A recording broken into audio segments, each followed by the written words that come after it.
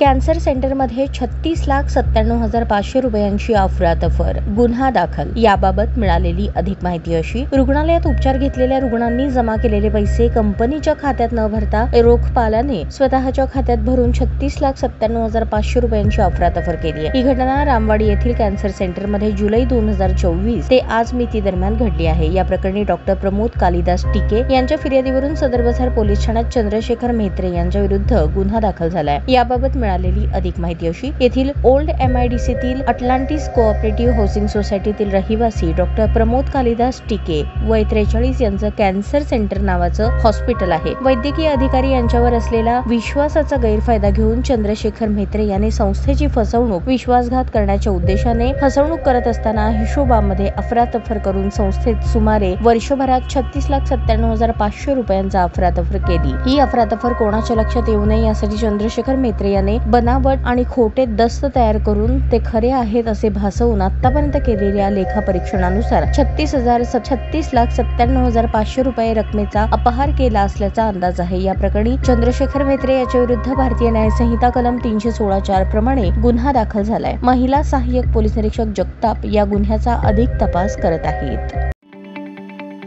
ताज्या बातम्या पाहण्यासाठी प्राईम महाराष्ट्र न्यूज चॅनलला सबस्क्राईब करा।